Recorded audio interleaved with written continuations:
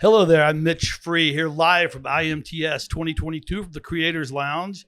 And I am super excited to be sit next to him. I'm going to talk to David Modig, Modig Machine Tools. We have 30 minutes, and I just don't think that's going to be enough, but we're gonna try to get through it. David, welcome. Thanks for joining me. Thank you so much. Yeah, I have just, I didn't know about Modig Machine Tools up until not that long ago. No. And I have become a huge fan. Thank you so much. Yeah. Tell me a little bit about, let's start with you. Before we get into all the really good sexy stuff. Well, not that you're not sexy. Yeah, let's start with the boring stuff. Tell me a little bit about your background. No, so my background is actually in the machine tool industry. I was born and raised really on the machine shop floor. Okay.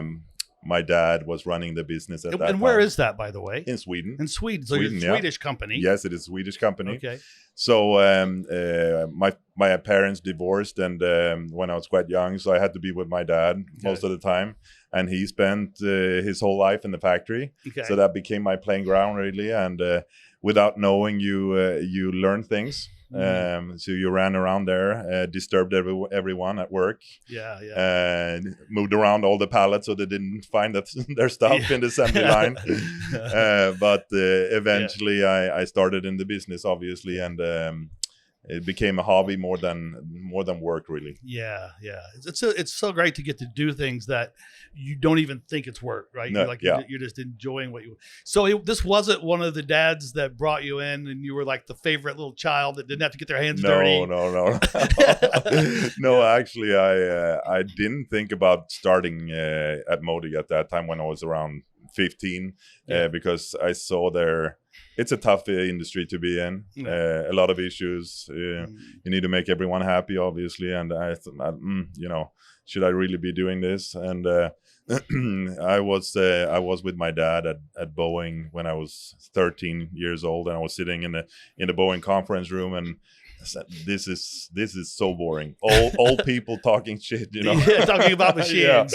But eventually, like I said, it became a hobby of mine, and it was so nice. And I started in the business and started on the shop floor, then ran the shop, and eventually, Percy, my dad, brought me up in the ranks, and I took over 13 years ago. Yeah. So tell us what Modig machines what are they known for? Tell me, you've got some great claims to fame, and I don't want to say them for you.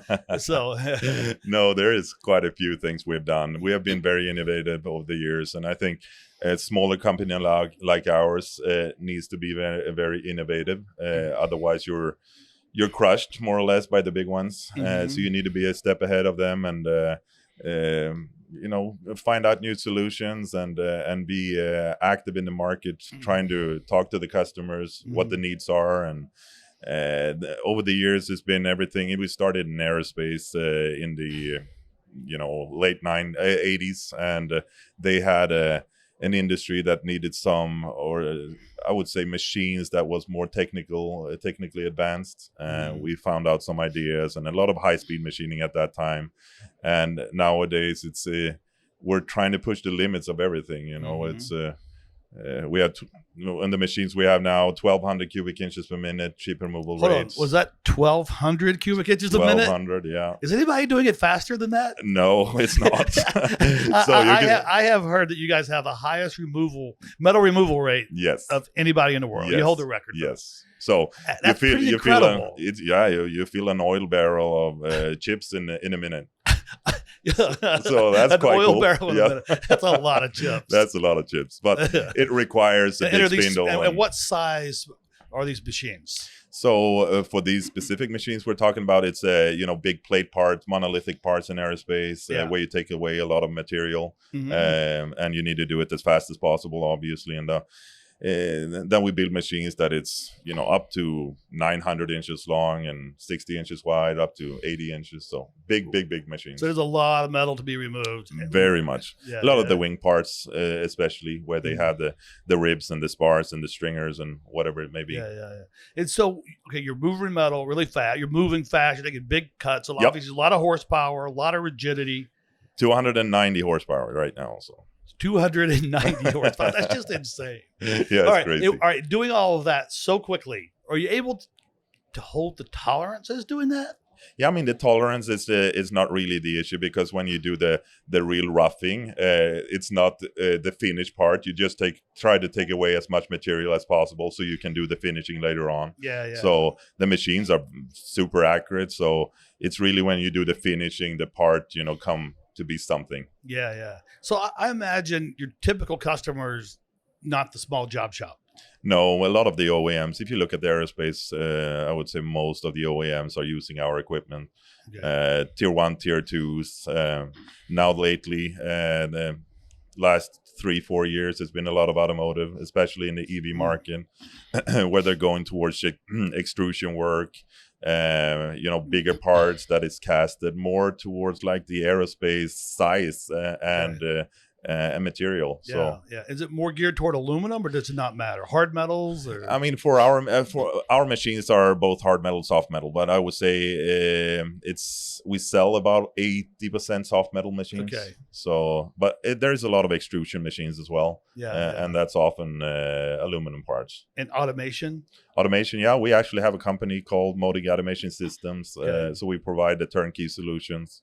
I think in the future of machine tool industry, you have to be able to provide a turnkey solution, not just a standalone machine. There is so much need for, skilled personnel, and we're lacking that everywhere. And the companies that come nowadays, they more or less just want to push a button. They want to have the programming done. They want to have the turnkey, moving parts from A to B machine. And it's very complex, and it's going to be harder for machine tool builders in general to be able to support this. Yeah.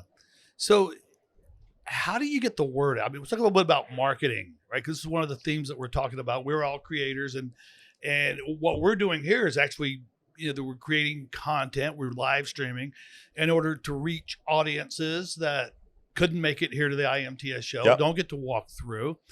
And so the way we market things has changed. And very much. Do you talk a little bit about your perspective on how you marketed years ago versus how you do it now? Right now we have a great marketing team. They're doing such a good job for us. And the things they're doing is over my competence in this area.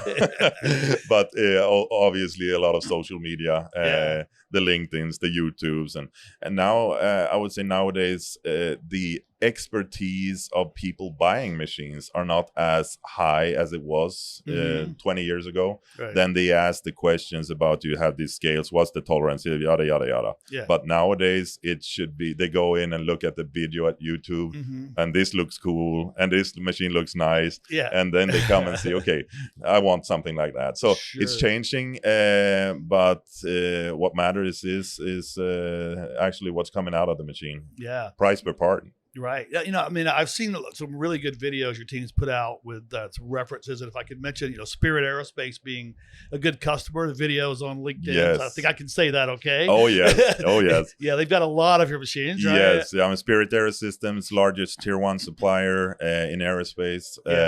We're the biggest machine tool supplier to them. I think they have just in one facility in Wichita, 70 machines, 70, and more coming. Yeah. So it's been great. We actually got a very, very nice award from them last week, where they awarded us with the Innovation Award for being, very helpful with their problems over the last 5-6 years. But they're already started in the early 90s, so it's more like a family for us. So we like them very, very, very much.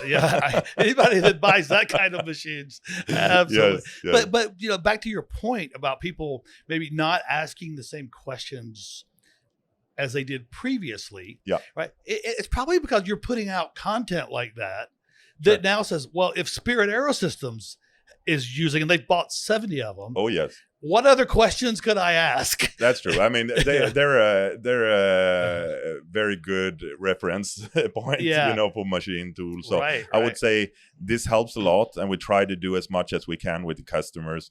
In our world, when we deal with this OEMs and tier ones, they don't really want to talk about it that much. Yeah.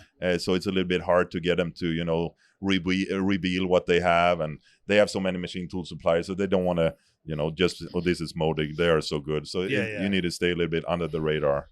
Yeah, I find it the same in my business with doing machining, right?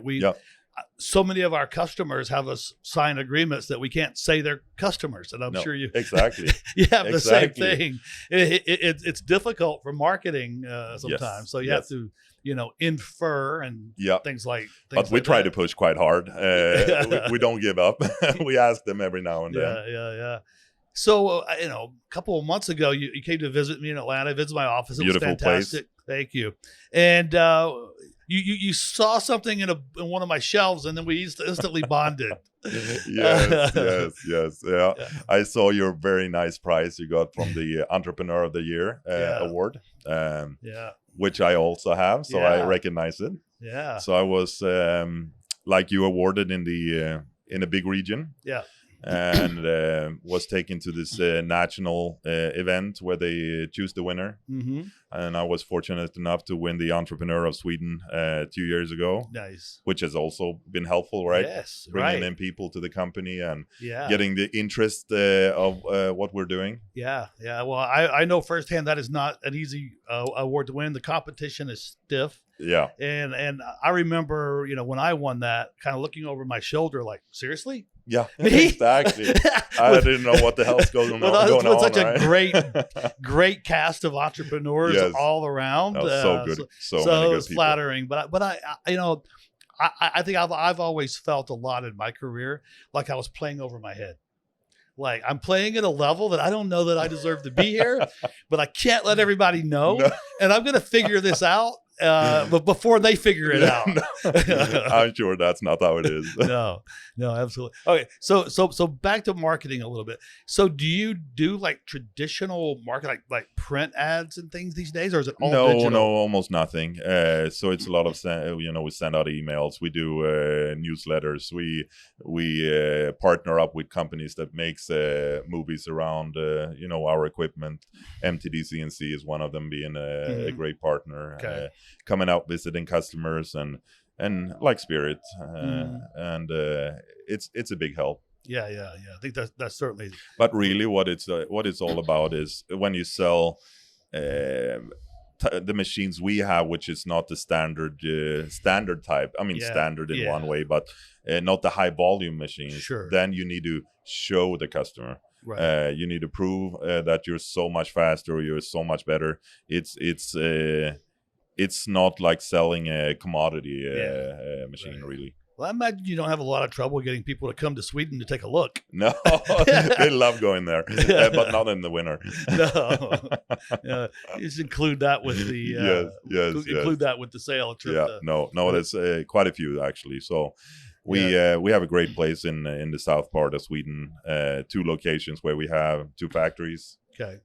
So one being the warehouse and sub-assembly machine shop, and then it's all sent down to another factory by the East Coast in Kalmar, where we do the assembly and the buy-off. So okay, so two facilities. Yes, 2 facilities there. Okay. And then we obviously have the U.S. headquarters, which is in Wichita, Kansas. Yeah. Close to Spirit. Yeah. So I saw an animation and a graphic in your booth of something super innovative that you're doing. Yes. Again, Modig is changing the game. Yes. Let me let you tell. No, I mean, over the years, it's always been me and before me, obviously, my dad who came up with the machine designs. And I don't know why, but I've had that knowledge of how machines should look like. So that was actually a dream. And 4 or 5 years ago, starting inverted machining. So spindle upside down, and there's a lot of benefits to let me it. back up, make sure people got that. Yes. Inverted machining. Yes. The spindle is upside down. Yes. So if you think of a 5-axis, from the graphic that I see, if you think of a 5-axis trickle, like trunnion style machine, the spindle is on the bottom. Yes. And the part flips 180 from what you would think it is, and is over the spindle. Correct. And I imagine that helps with, obviously, chip evacuation. Very much so. But rigidity. Rigidity, yeah. So we have most of the moving parts in the bottom of the machine, close to the floor. So the ack and deck and the dynamics of it, it's really, really good. So we expect some really good results of it. We sold already 4 machines here in the show, and it's exciting for us. We're entering into a little bit more of a standard business. I mean, the 600, 800,000 millimeter pallet machines, trunnion machines, but it seems like the industry wanted something new now after 100 years of verticals and horizontals. Yeah. And this is exciting. I would say one of the most exciting things here on the exhibition. I would say so too. Nobody else has an inverted machining center. No one has it. No, and I know you don't physically have one here yet, but but next time when people come, they're going to be able to. They will see something amazing. They will see something amazing. Maybe we will have a deal, you and I. Yeah, well, let's hope so. Let's hope so. I am just totally fascinated by the innovation, and my mind just keeps thinking about all the unique applications that brings. So it is taking you not toward a commodity market. I know Modig will never get there, but towards something that's maybe a little more higher volume of machine. Higher volume and more competitors. But also a broader market. Okay. We don't want to. I mean, if you look at normally what we see ourselves as is a high-end car. You know, you have the Porsche, you have the Lamborghinis, but you don't have many competitors up there. Right. And then you have the Volvos and the Audis and all these, which is very tough segment to be in. Sure. Still with this standard machine, like we call it, the inverted machine, we want to be in the standard business or the industry, but on a high level machine tools, you know, so up there in that range. Right. So, do you guys sell direct, or you sell it through channels? No, we sell here in North and South America. We have some really, really good distributors. So we have Gossiger, Hartwig, Morris, HEMAC, Molinari in the South America. Okay. Mitch Machine Tools up in Canada. So it's some really, really good distributors, and they have a big team of service people. Good. And they know our products, and so people that are interested can reach out to those dealers or Modig directly. Oh yes. And get information on that. Absolutely. Yeah, I think people are going to want these inverted machines. Now, were you able to protect that design at all? Yeah, we actually patented it, and that was one of the big things. We've been working on it for quite some time now. And you know, being a smaller company, you cannot have 200 patents of everything. Yeah. So when we started this, we posted 1.5 years ago about the inverted machine, and everyone was excited. We saw the traffic on the webpage, but really what we did was post pictures that was not at all what the machine looked like. So we did our own, you know, under the radar thing. So it didn't look at all what it looks today. Kind of a head fake. Yes. Yeah. People went and copied that. Go copy that one. Just go copy. It's not going to work. Yeah. Oh, that was really smart. Yes. So are there other innovations in the pipeline? Of course, you're not ready to talk about them, but are there other game changers? There is actually. A lot of the automotive industry is now going for bigger castings. So we have a few machines for that. You have the rear body casting, which is going to be a big thing in the future, you know, the whole back part of the car. Yeah. And actually just refining what we have, because it's also challenging to do a lot of new design all the time. You want to get to a stable place, more or less. Sure. Because it doesn't matter if you sold 1,000 machines, you will always have something you can improve. Always. Yeah. You know, I think you guys have nailed the mechanics. so well. Yes. Seems like a lot of the improvement is probably coming from the drives, the motors, It is. controls, Yeah. which is a lot easier to deal with Oh, than yes. changing up mechanics. Exactly. And Yep. also things that you don't really control, which is a problem for many machine tool builders. Chips. How do you control chips when you start testing? You just see machines in the CAD environment, and then you start machining, obviously, in the test facilities. But then there is redesign needed. Yeah. Most of the time. Yeah, absolutely. So mechanics will stay the same, continue to take advantage of high performance electronics, if you will, motors, inverted machining coming along. Yes. What do you do when you're not sitting around drinking wine, thinking of the flipping machining on his head? What's your hobbies? Oh, okay, my hobby is machine tools. Actually, it sounds quirky, but it's what I do. I mean, I enjoy spending time with the family back home. Yeah. We have a 3-year-old daughter. Oh, nice. I have a wonderful wife, and we have another kid coming here in January. So fantastic! Congratulations on that. It's really good. So Yeah, 4th generation of Modig is secured, I think. Do you have a lot of family in the business? No, actually, I mean, I have my father still. He's in the business, but more to help and to be a mentor. Okay. He's a fantastic person, and I mean, he taught me everything I know. Yeah. So he's been a good teacher and a good father. Oh, excellent. So, what are a few lessons that you learned from your father that you may want to make sure to pass on to your children? I'm throwing you on the spot there, but yeah, I mean, I would say one thing that sticks to my mind is you can do anything you want as long as you have the passion and you're interested and are ready to work hard for it. Wow. So that's, I mean, both my father and I, we didn't go to high school, school, nothing. Yeah. Just started on the machine floor. Yep. Wow. You know what? That's so interesting. I had was telling people the other day. I remember when I was a little boy, and my dad would come in at night and go to sleep. Like, what do you want to be when you grow up? And I was like, an astronaut. And he's like, great. Here's what you got to do. You got to study this and do this. And the next time, what do you do? I want to be a fireman. Great. Here's what you got. And so my dad never told me anything was impossible. Yes. But I had to make wise decisions and put in the effort. Yeah. And then I could be anything that I wanted to be. It sounds like your dad gave you that same wisdom. Oh, yes. So and I will try to transfer that to my kids as well. Because it is about passion and having fun as well. Yeah, and empowering children to think, and especially you got a daughter, and now it's a small boy coming. Oh, nice. Yeah, and for the girls, I think it's even more especially important that there more and more opportunities are opening up where women are doing things that I in the past you just didn't see them in certain roles as much in the manufacturing industry. Yep.